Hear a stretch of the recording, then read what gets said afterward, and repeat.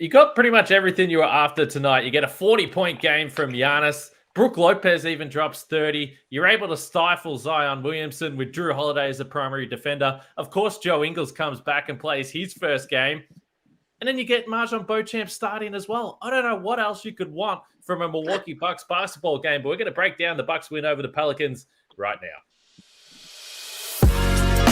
You are Locked On Bucks, your daily Milwaukee Bucks podcast, part of the Locked On Podcast Network, your team every day. Welcome to Locked On Bucks. My name's Kane Pittman. You can see and hear me on this show Monday to Friday, and also find my work over at ESPN. And alongside me, the popcorn munching founder of brewhoop.com and longtime voice of the podcast, Frank Madden, who we know that this man loves Giannis, and he is following Giannis's lead by also eating a whole bunch of popcorn. But this was a fun one, Frank. The Bucks win at 128-119. I already mentioned you get 42 from Giannis, 30 from Brook Lopez. In many respects, the defense might have been the story of this game, though, particularly in relation to how they attacked Zion Williamson in this game and restricted him to only 18 points in this game on 7 for 16 shooting. But overall, longest road trip of the season getting underway here. We know they've got a difficult stretch, so I think this has to be classified as a pretty good win on both ends of the floor. Yeah, I mean, ended up getting a bit closer than you would have liked down the final stretch. I think, what was it, like 110-94 at one point, and then Zion had a little bit of a hot stretch where you really began to see him playing with force, and the Bucks, I think, weren't able to gang tackle him as well as they had earlier. And, I think, though, down the stretch, I think there were a number of examples where, and Marcus Johnson on the broadcast made the comment of kind of like they were going to see what Zion was made of down the stretch. And I think there were a number of occasions where he kind of got a little too wrapped up in trying to beat the Bucks scheme and, just sort of trying to beat the barricade the Bucks had set up around the rim, and ended up missing some shots and, ended up giving away some possessions that I think were pretty costly. And because that's the thing. I mean, the first half, I mean, it's crazy to look. Jonas Valanciunas, 37 points, 18 rebounds, 5 assists in 37 minutes. He was 7 of 10 from three. I think he was 6 of 8 in the first half, as the Bucks, had clearly made the decision that they were not going to, basically, they were basically going to say, we're going to take Zion away. We're going to basically focus on disrupting Zion's ability to get to the rim. And if that means Jonas Valanciunas getting 3-point looks, then we'll live with that. And Jonas Valanciunas was fine with that. He had a monster first half. Giannis had a monster first half. I think did both guys have? I know Giannis had 26. I think Valanciunas was right around that same amount. And I think there were some, let's just say, Bucks making some tactical decisions all night long. They basically said, first it was, Brook, you're going to be on Valanciunas, but we want you to help out on Zion. I think we've seen in the past a lot of times Brook has been the one-on-one defender against Zion and has not had the same success that obviously we saw tonight. So I think tonight the plan was Drew Holiday use his all-world defensive skills to pressure the ball anytime Zion had it, use his great hands, poke the ball away, whether he was 70 feet from the basket or 20 feet from the basket, and then have Brook and Giannis lurking behind to protect the rim. And that meant that Jonas Valanciunas was getting a lot of open looks in the first half. In the second half, we saw a lot of Giannis defending Valanciunas, which really took away the threes. He only made 1 out of 2 in the second half. But Herb Jones found himself wide open for long stretches. He was 2 of 8 from 3, as the Bucks kind of all night also were sort of daring him, whether it was Giannis or Brook. So definitely a little bit of cat and mouse defensively with the Bucks tactically against the Pelicans. And, ultimately, as you said, Zion 18 points on 16 shots, 5 turnovers in 40 minutes. That's about as good a job as you're going to do defensively. And then you look on the other end, even though Valanciunas had the monster night, Brook Lopez didn't quite match him in terms of points, but 30 points on 17 shots from Brook. He was a +8 in 35 minutes. And Giannis, 42 points, did most of that damage from the line. I think he was only 2 for 4 from the field in the second half, but 17 out of 22 from the foul line. Did miss some shots or some free throws in the fourth quarter, but it seemed like at worst he was kind of splitting his free throws. So as the Pelicans are coming back, that's always the worst, right? When you get a foul, kind of slow the game, take some of the air out of the game, and then the crowd gets into it, trying to throw off the free throw shooter. Giannis, so often is the case.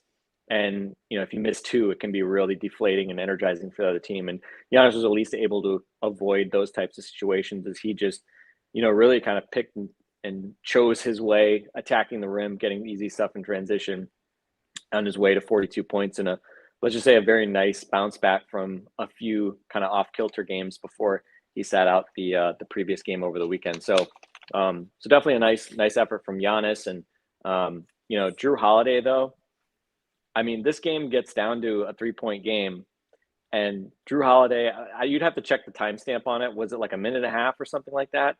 I don't know if it was a good shot, but it was this is my house, Smoothie King Center. This is my home. I'm coming back.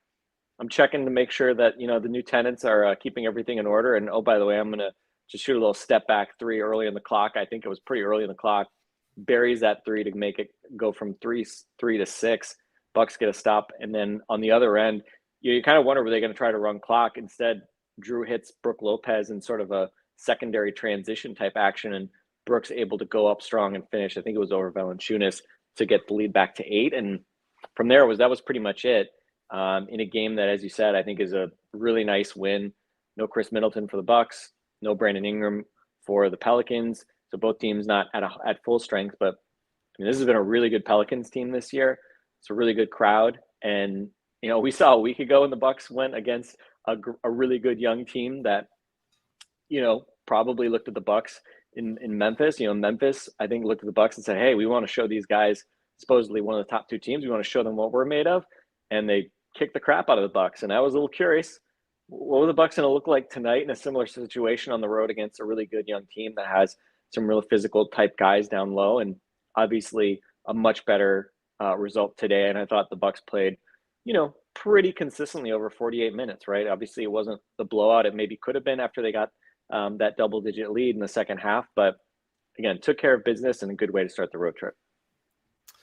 It was. And I actually watched the first 5 minutes of this game because I was just a couple of minutes behind. And I've said this before, but for some reason, I don't know. Anyway, League Pass stuff. So I had the New Orleans announcers on, and they are awesome, by the way. Joel Myers and Antonio Daniels. I think they're among the better crews in the league, in my opinion. And they love Drew. So they spent the first 5 minutes of this game like, we love Drew. What a guy he is. What a player he is. Underrated, all that stuff. I think everyone in New Orleans universally loves Drew Holiday.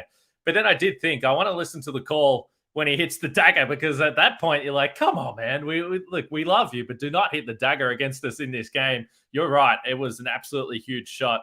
I want to get into the game for Giannis a little bit more because, as we mentioned, we spoke about the game in Memphis where they had the big bodies and the Bucks didn't really seem like they were up for the fight. That's not all that common with this team. But tonight, when you have the battle between Zion and Giannis was an absolute bully in this game. And the Pelicans probably don't have the bigs defensively. It's fair to say that the Grizzlies do. But I still think it was a statement. A couple of cool plays that I want to get to. But my laptop is about to die, and I've got to get this ad read out because I will forget about it. So I want to talk about our friends at Turo, who've been sponsoring us for a while now, and it's the world's largest car sharing marketplace. With Turo, you can book any car you want whenever you want it from a community of local hosts. Browse a huge selection of vehicles for just about any occasion or budget across the US, UK, Canada, almighty Australia. Shout out to Joe Ingles. Book a spacious SUV or minivan for a family road trip. You want to test out an electric car, you can do that. Luxury cars, whatever you need, they've got it at Turo. And many Turo hosts can even deliver the car right to you. Every trip is backed by liability insurance. Terms and conditions and exclusions apply. Forget boring rental cars and find your drive at Turo.com. Also, check out the Locked On Sports Today podcast with Peter Bukowski, who I assume right now is a little busy with the Packers game, but he'll be doing Locked On Sports Today, so you can listen to that after you're done with Locked On Bucks. So Giannis puts up another 42-10 game, 12 of 17 from the field. He knocked down a quick trigger 3 from the left wing, which is semi-transition, but he was feeling good about it. For the most part, he was 17 for 22. So pretty good from the free throw line, I should say. Had to overcome a commentator curse from Lisa Byington, who made sure that everyone knew that he hadn't missed a shot, and Marcus called him out straight away. But let's just talk specifically about the Joe Ingles alley-oop. I want to get to that. That was cool. We'll talk about Joe Ingles a little bit later in this podcast. But the Marjon Beauchamp lob to Giannis in transition was so cool because Beauchamp kind of got himself stuck. And he didn't know whether he was going to flip this ball towards the rim or he was going to come down and it was going to be a travel. And it was almost like Giannis just decided, I'm jumping in the air and you're going to see me and just put it anywhere near me. He basically leapfrogged Grand Theft Alvarado in the process and gave him a nice little knee in the shoulder blade on the way through. This was a very cool. We see a lot of cool Giannis lobs, but this one from Beauchamp to Giannis was pretty high on the cool factor. Yeah, my dog Dudley here has some thoughts on this play, but that was one of the shortest alley-oops you're gonna find because I think Marjon was 5 feet from Giannis by the time he kind of chucked it up at him, and it was almost, I don't know, it was like a volleyball spike. It was just like he was going up and caught it, and it was Nerf hoop time for Giannis. And I mean, he had a couple plays in this game that I mean, this is one of the fun parts about watching Giannis, obviously, is on the road. There's always some Bucks fans / Giannis, NBA Jam LU from MG in the comments. There's always some Bucks fans, obviously, and even if it's not a vocally pro Giannis crowd or anything like that, he'll make some plays where, just as a fan of basketball, you just sit back and you say, "Whoa!" and there's that oohs and ahs from the crowd. That was one. And then in the fourth quarter, I think it was early in the fourth quarter, Bucks running. I think it was was it Pat and Drew on a pick and roll or something? Drew had some kind of screen action on the right side, kind of right wing, and starts to drive. And Giannis makes that, like the kind of the Wade cut far corner, cutting in towards basically sort of the elbow. And Herb Jones was on him, kind of fell asleep for a moment. I'm trying to remember if I've seen Giannis make this exact cut. I mean, you're used to seeing this type of kind of like a V cut from the wing when a guy's under the basket or a guy's driving to the paint. He's kind of shovels it back to Giannis. But that was an example where he just made a cut and caught the ball, and Herb Jones kind of read it, but then once Giannis caught the ball, it was over, and he just went up for just absolutely monster one-handed slam, just violent force dunking that ball. But yeah, I mean, for the most part. And then he, by the way, we need to mention, I mentioned this in our DM, but he looked like a man that a bit of a gym junkie hanging around in the airport terminal. He started walking around with 2 huge suitcases after he slammed that ball down. It's like, Giannis, it's a timeout. You can put the suitcases down, my friend. But that was a fun dunk. Yeah, I think Willie Green had the timeout called as the ball was going through the net.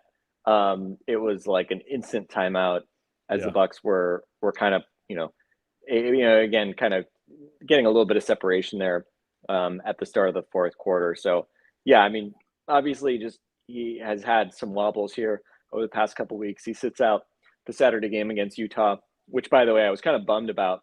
There you go. Nathan in our comments was there live. Oh, wait. Oh, no, you're here. I thought Nathan was saying he was at the game. Even better. Okay. I'm at the Smoothie King Center. This is where you want to be. Who wants to see Giannis score 42 and a Bucks win on the road when you can be watching us talk about it on YouTube? Yeah. Welcome, Nathan. But yeah, it was one of those fun plays. And yeah, I mean, I think he hit another kind of driving layup and one early in the fourth quarter. But other than that, like I said, I mean, he barely actually got any official shot attempts in the second half. He was, I believe he was 12 for 17 from the free throw line in the second half, which is obviously just a crazy number. I think they said on the broadcast, I think Lisa said his season high in free throw makes was, I think, 13 before this. So he had almost that number in the second half alone. Is, again, the Pelicans just kind of, couldn't do a whole lot other than foul. And I thought it was interesting in the first quarter. I think he got fouls on Zion and Valanciunas, I want to say. And so they kind of needed to think about, or maybe it was against Herb Jones, but I know Herb Jones was kind of battling foul trouble. He was on Giannis for a lot of the night. And, I think I probably would have liked to see a little more of Giannis in the post against Herb Jones.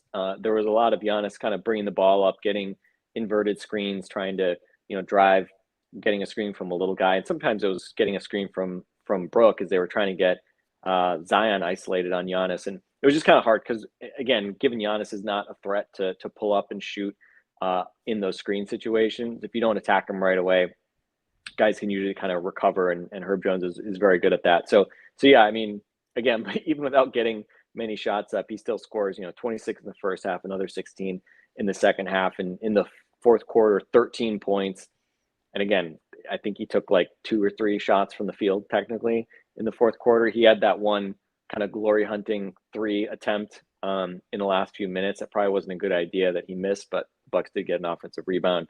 But yeah, I think it was all in all, you don't even really care that much about how you get the result against a team like New Orleans. Came into this game 18-11, 12-3 at home. I think they were coming to this game.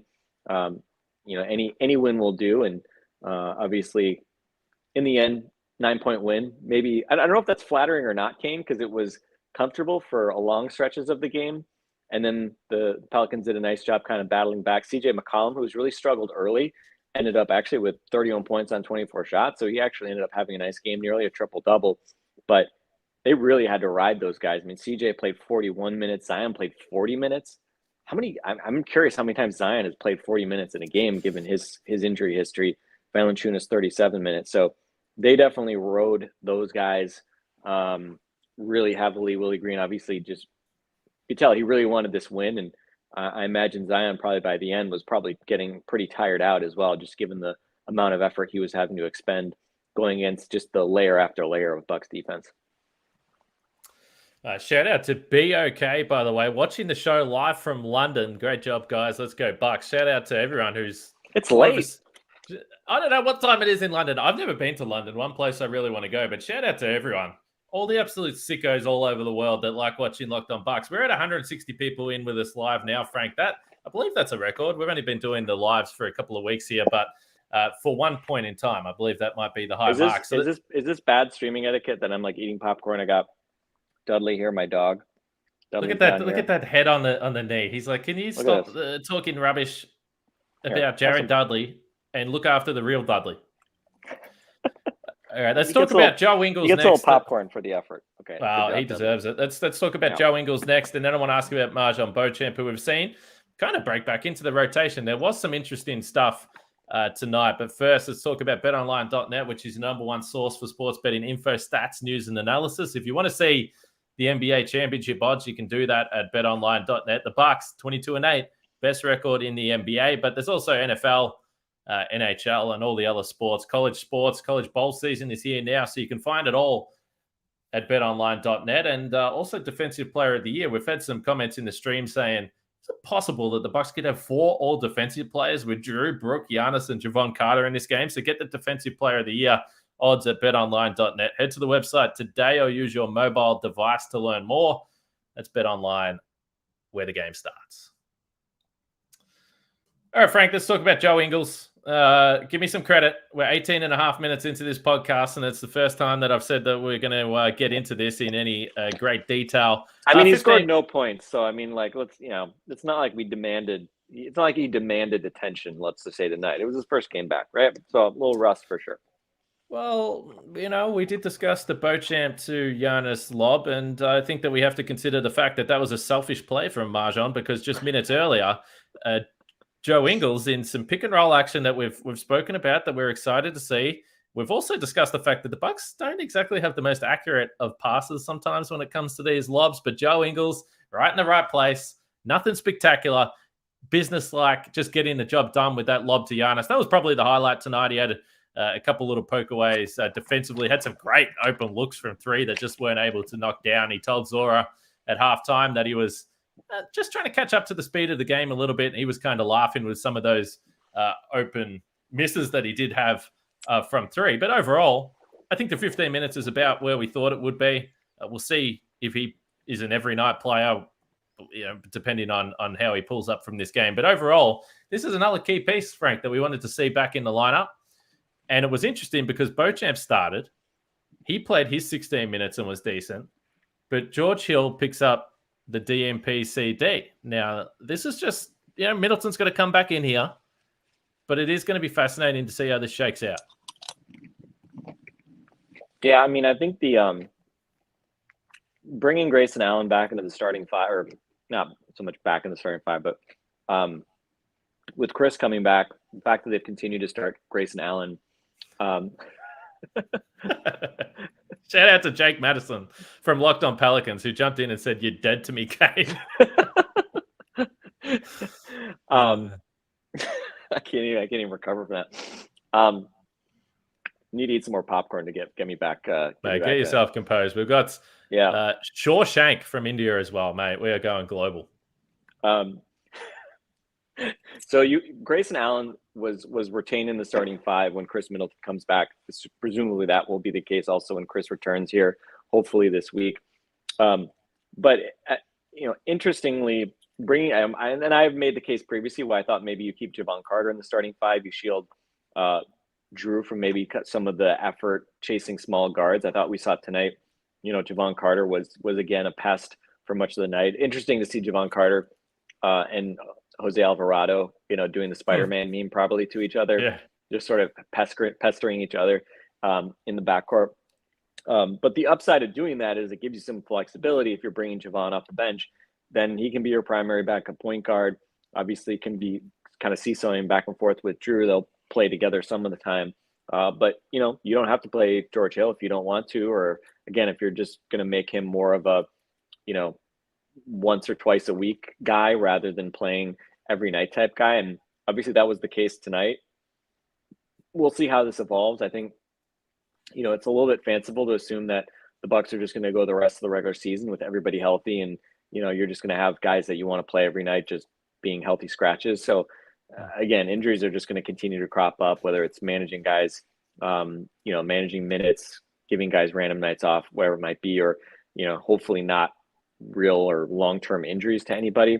But obviously tonight, Chris, with the sore knee, I looked it up. I was kind of curious. I didn't really see anybody talking about it, but I believe it's the right knee that he was termed with having soreness in. The left knee was where he had the MCL injury last playoffs. So I don't know if that's good or bad, like that now his other knee is bothering him. But it sounded like they were optimistic that he was going to play on the road trip here at some point. So again, fingers crossed that sooner rather than later. But either way, I think having Javon off the bench, he played 20 minutes tonight. He had just I think his 3 turnovers were all horrendous passes that sailed into the stance. But other than that, I thought he did a really nice job pestering CJ McCollum early on.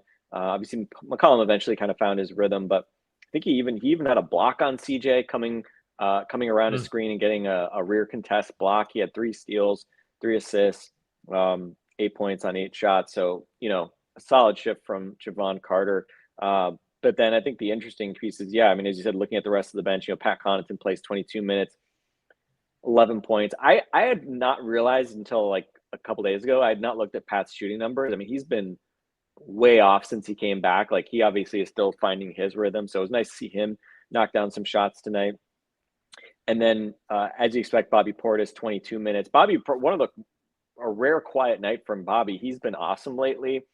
Thankfully tonight with Brook and Giannis carrying a heavy load, they didn't need nearly as much from him, but just 4 points on 2 of 5 shooting. So a random, sort of subdued night from Bobby. But, I think we expect at this point that Pat, Bobby, and Javon are going to play every night. We don't know with Joe Ingles, but Joe gets 15 minutes and then Wes Matthews gets 15 minutes. And, Wes, they were using Wes against Zion for a lot of the night. And I think we saw okay, there's limitations to what Wes can do. And just because Drew can have some success against Zion, I think a lot of it is because what Drew does, with his hands bothering him, getting poke away, slap aways. Wes just isn't as good at those things as Drew. Wes is obviously a good defender, but he just doesn't have the versatility of Drew. And I thought, I don't know what the numbers were Zion against Wes for Zion against other guys, but clearly he had a harder time against Zion than Wes or than Drew did. And look, Wes Matthews should not be able to guard Zion Williamson. I think again, this was more of a tactical thing, saying we're going to put a sturdy wing against you, and make that be the first guy you have to beat, and then hope that by the time you're getting to the rim, you're not able to really get your full explosion, your full extension, and Brook and Giannis can kind of do cleanup work. So yeah, I thought, again, interesting to see that rotation, 5 guys off the bench, 10 guys total. Obviously, when push comes to shove here, Chris comes back, I expect Marjon Beauchamp's probably the odd man out, but until then, you have to give him a ton of credit. He hit early 3 tonight, 6 points, 2 for 4, all from 3. Steal, that assist to Giannis, +6 in 16 minutes. I think for him, it's just consistency night to night. He was awesome on Saturday, hit a bunch of shots. And, last time he had a really big offensive night, it was that 20-point night in Oklahoma City. And he followed that up by going 1 for 12 over the next 3 or 4 games combined. So again, if you're a rookie, just figuring out how you avoid those kind of deep troughs and those deep valleys.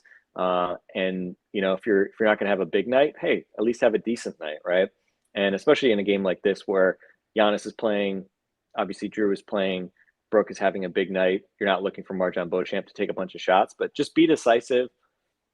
Don't stand out for any bad reasons on defense. I thought on Saturday he had 3 plays where he kind of blew assignments and, stood out defensively for mistakes. Tonight, honestly, I didn't really notice any real mistakes from him per se. So kudos to him.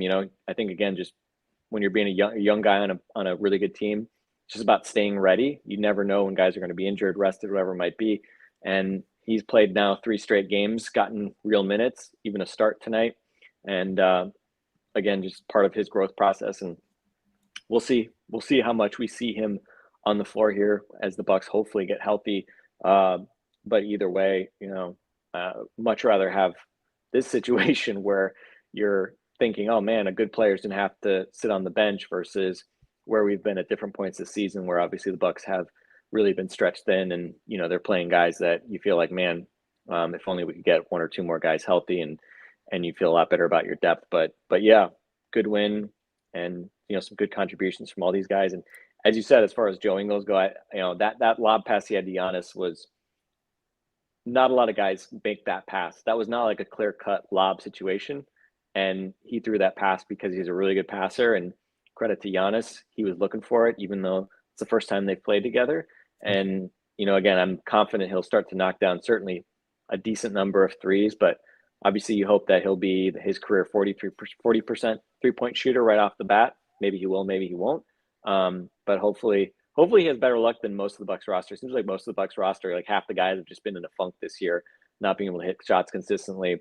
Obviously with Joe, he's got a built-in excuse. It's hard to come back after being gone for 11 months and just immediately step in and have awesome rhythm. But, that's where obviously having that high basketball IQ is a part of it as well. So hopefully he can make other guys better, even if, his own shot and some of his own stuff takes a little bit longer. Yes, and we should acknowledge that one of his turnovers was actually a good turnover for you, though, Frank, because as soon as he got the rebound, he was like, I'm getting this ball to Giannis. And Giannis was just running along, basically alongside the basketball. It was bouncing next to him. And Joe put his hand up and said, that's my fault. But, he's got the right idea. Get the rebound, get the ball to Giannis, and run up the floor to the corner and see if you can knock down a 3.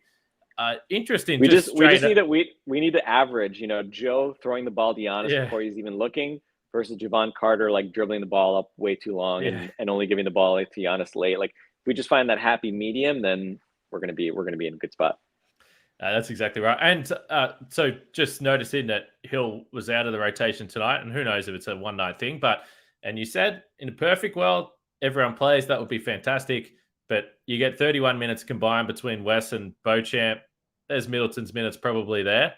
And if that was the 9-man rotation in a perfect world that Bud wanted to go to, I think you're in a pretty good spot if you got George Hill and Wes Matthews that aren't even in the rotation. There's 2 pretty handy players that obviously can play in some moments there as well. So the Bucks are in a good spot as long as they stay healthy. And I asked Justin this yesterday, Frank, but I'll ask you as we wrap up this podcast.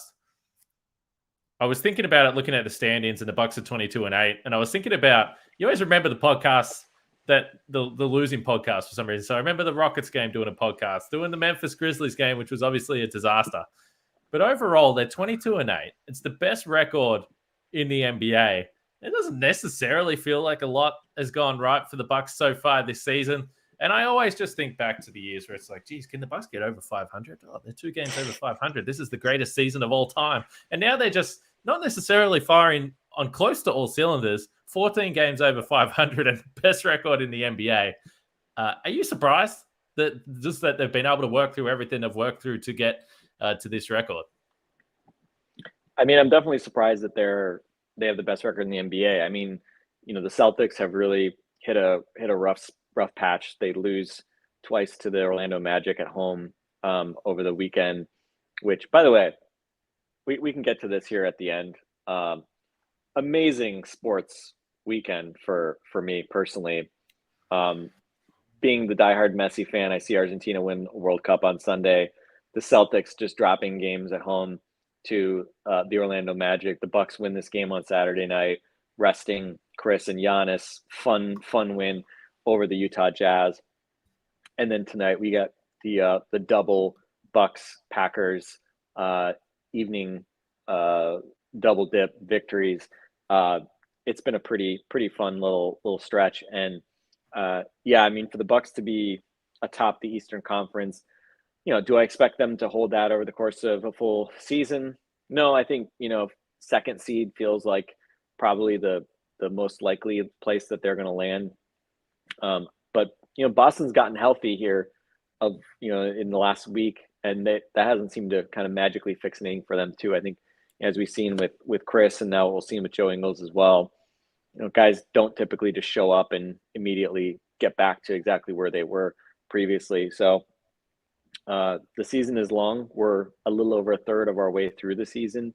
And, I think the fundamentals as well. I mean, I think the Bucks have like the third best point differential in the East right now. I think in the West, the Grizzlies, Suns, Pelicans actually all have better point differentials than the Bucks. So the Bucks, I think, have, again, they've outperformed their point differential a bit of this year so far. Maybe not as many sort of dominant performances as you'd expect to see from a team that has the record that they have. But as we've been saying, right? I mean, hey, I would love to have the best point differential and the best record in the league. But we know it's a marathon, not a sprint. And, I think especially when you factor in just some of the shooting struggles that, some certain guys have had. Obviously, Chris isn't anywhere near, we haven't gotten basically anything from Chris other than a couple, pretty good games. Joe Ingles played his first game tonight. And, Giannis has basically not had his jump shot, basically anything outside of the restricted area, really working consistently all year. Obviously, the free throw shooting has started to come around a bit since he moved to his new routine. But, I mean, they're not, I don't think they've played particularly, especially offensively, they've been pretty mediocre to mediocre to substandard. 6 of one, half dozen of the other. We saw the stat coming in this game. They were dead last on the road in offensive efficiency. So there's a lot of headroom for this team to get better. And I expect we'll see that as Chris gets healthy, as Giannis hopefully finds a little bit better rhythm on his jump shot and some of the in-between stuff. So, yeah, I mean, I think that's the fun part is, even with all that said, the defense has been obviously kind of the big positive. Brook Lopez, I think, for me, is the story of the first third of the season for the Bucks. And again, just keep those key guys healthy, get everybody back to a rhythm, get the chemistry going, as we've seen it work so well in the past. And whether you finish first or second, I'm not going to lose sleep over that. But hey, if you can put yourself in a position to have home court throughout the playoffs, I mean, if it means pushing yourselves a little bit more down the stretch to get the 1 seed, I think you got to think about that. Because again, I don't know that the Bucks are really going to worry about it much, but we saw last year, right? That extra game at home that Boston had in Game 7, it's a nice luxury to have. So keep doing what you're doing, Bucks. Avoid any prolonged stretches of struggles. But we'll see, right? Let's take a snap. I hope we don't have to take a snapshot of the standings today and punt and look back on it fondly later, because this road trip is obviously going to be a bit of a challenge. But kind of stay around this level, you're going to feel pretty good about where you are at the end of the year. And again, as we said too, Cleveland, 21-11. They've won 4 in a row. The Nets 19-12. They've won 6 in a row. The Sixers have won 5 in a row at 17-12. I mean, some of these teams like below you are starting to surge, find their rhythm a bit. So just keep winning. Just keep winning, and you'll feel pretty good about yourself. I think the Bucks always focus on themselves above everything else, and they still have work to do, things that they can do better, and hopefully we'll see that, and hopefully the record will just take care of itself. Well, I asked at the start of this 7-game stretch for everyone to give us their projections, and every time I do a poll like that, there's a lot of optimism. So I got some 7-0, some 6-1, and those types of things. The Bucks are currently 3-1 with the loss. No one remembers anyway. No one's going to remember that Memphis game. So 3-1, and then they've got the Cavs, the Nets, the Celtics on Christmas. Christmas only a few days away, and the NBA's got to be happy with that. Bucks and Celtics probably an easy choice for the Christmas Day game, but teams looking likely like they'll be the 1 and 2 seed. Shout out to Rob for joining us for the first time live. Got here late, Rob. Working the timing. Next time we'll get you here a little bit earlier. And Camille's in the chat as well. It always makes me a little bit nervous, Frank, when you've got a professional podcaster like Camille in the chat. We know that she's sitting there saying, "Come on, Kane, you got to be better." Frank, you're talking too much. She's probably waiting to see if you're going to claim that she's going to show up on the podcast tomorrow. Put out the Camille bat signal. So she probably figures, well, I gotta start watching these pods live now, just so I know if Kane's going to demand at the last minute I come in and pod. Well, Felisa says what Memphis game, so that's exactly right. Correct. All right, Camille, can you please respond in the chat? Are you available to podcast tomorrow? I don't have a podcast lined up yet. How does 8 p.m. sound Central Time? Let me know, and we'll lock that in now for the 186 people currently live in the stream. These live pods are basically staff meetings for us. So yes. Shout out to the full staff. We appreciate all of you guys tolerating our lack of professionalism, me eating popcorn, feeding my dog popcorn. Bucks win. People are feeling generous tonight. The Bucks just had a really nice win. They'll give us a little more leash tonight. Oh, beautiful. Camille's in. So we've got a podcast for tomorrow. Myself and Camille will talk about the Bucks. We'll look ahead to the schedule moving on. But all is well. This was one of the fun ones, as I mentioned, Frank. Sometimes we go through the motions a little bit with these games. The Bucks are beaten up on some crappy teams. But this one had me excited before the game. And it was good to see the Bucks get through there. And just one last time, shout out to Joe Ingles. And someone put in the comment that Joe Ingles is even more Australian than I am, which is hard to believe. He is. He's a very Australian. There's no doubt about Where is that. he from in Australia? I think he might be from Adelaide. He lived in Melbourne. Obviously played basketball in Melbourne, but I believe he might have been. Obviously. Yeah, obviously. But I think let's look. I got the Wikipedia page up. Yeah, Adelaide. Born in Adelaide, so that's a setback. But outside of that, he's a good fella. Let's wrap it up, Frank. All right. You got nothing else you want to say? Vamos Argentina. Yes. I'm big on the Argentina forearm wave thing that they do, or like the double. I don't know if you've seen this. They do this kind of funny thing as they sing all the Argentina songs. Giannis, obviously my favorite athlete of all time. Messi, my second favorite athlete of all time. I was living and dying with Argentina on Sunday morning as they were playing this World Cup final against France. And by now, if everybody who's probably saw it or has heard about it, everybody's saying this was probably the most entertaining World Cup final in history. And I got to say, I was on cloud 9 after my guy Messi was lifting the World Cup. Just I don't know. I feel like I'm sort of at this phase of my life here where, I watched Messi at the 2006 World Cup, got to see Argentina play Mexico. I had my Messi jersey on. I feel like I'm sort of at the point in my life where Giannis and Messi, I will never root for players again in the same way that I rooted for those guys, because I kind of, Giannis, I was still like I was 32 when Giannis came into the league, so I was already pretty old.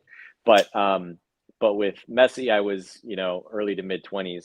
And I think, it's just harder to be a fan of 20 to 25-year-old guys when you're like in your mid to late 40s, probably.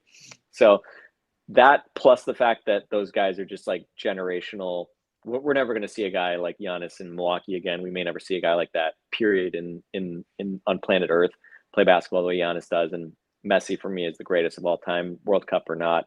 So yeah, I don't know. This was just a fun to appreciate greatness. And I don't know. My view is, I mean, obviously I'm biased because I'm a Bucks fan. Seeing Giannis do it was the most incredible thing, just because I got to see it with this community. You know, everybody listening to this pod, we all got to enjoy that experience together. Messi, it's different because I'm not Argentinian. You know, I don't do a podcast about Leo Messi or Barcelona or PSG or the Argentine national team. So I've had to enjoy that more individually on my own and with various friends that follow soccer. But yeah, just really fun when these great athletes, you get to see them do incredible things. And I will let's just say this, that closes the chapter in my soccer sports fandom in a really nice way. And you know, I know you, Kane, had a pretty awesome experience seeing you know, Geelong win another championship in the past year. So it's just a great, you know, call it year and a half now at this point for Kane and Frank, between obviously first and foremost the Bucks, but also now me getting to see Messi win. And I shed a tear. I mean, I was tearing up when I saw them win on Sunday. I teared up a little bit when they won the Copa America a year ago, because that was his first major senior trophy with Argentina.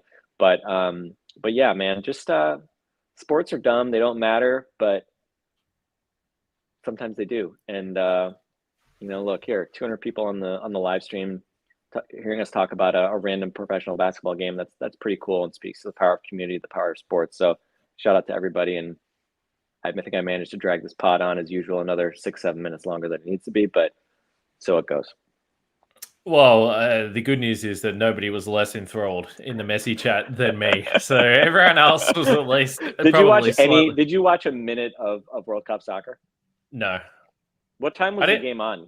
Must have been on a really bad time for you, though, right? 2 a.m. I didn't even know what the score was.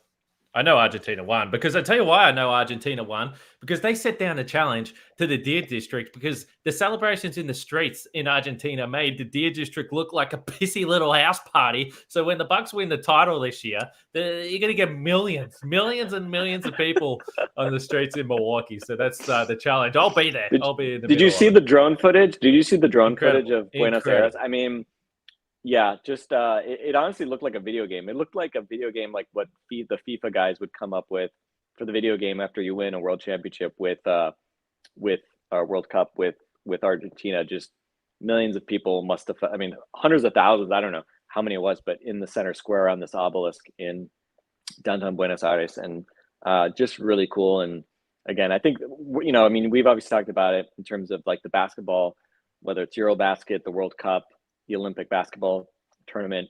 There is, as much as basketball, especially in America, we don't appreciate the national team stuff as much, because we take it for granted.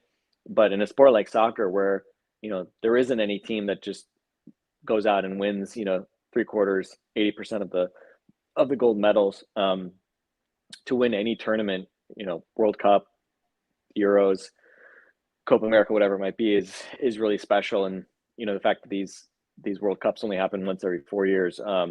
I was actually annoyed. Lane and Donovan made this thing about like, you know, before the game, was like, oh, imagine if, you know, LeBron James hadn't won an NBA championship or whatever. And it's just like, no, it's not like that. This is not like LeBron, you know, winning his first NBA title. He can do that literally any year, right? And he doesn't have the weight of the entire freaking country resting on his shoulders to do this, right? So, yeah, World Cup, incredible event. And it was bullshit that it was in Qatar in the first place, but whatever, it's over. It was a great tournament, and I'm looking forward to being in the US and Canada and Mexico in 4 years. So that's Locked On Soccer. It's a wrap. That's it. Thank goodness we don't have to talk about stinking soccer for 4 years. This is Locked On Bucks, though, and we absolutely, and of course I'm joking. Shout out to everyone that loves soccer. It's a beautiful game, but I don't have enough time. But I do have enough time for Locked On Bucks. Camille's going to be back tomorrow. Thanks to everyone for jumping in. Just a huge number of people that came in today, and it's a lot of fun. Seriously, this has added a different little dimension to Locked On Bucks, and we love it. with all the conversation and the debate amongst yourselves in the chat while we're doing the podcast as well. So if you're here for the first time, subscribe, turn the notifications on, and you'll get a little note every time we go live. We look forward to catching you guys next time. Like I said, myself and Camille tomorrow. Bucks beat the Pelicans. Good night all around. We'll catch you tomorrow.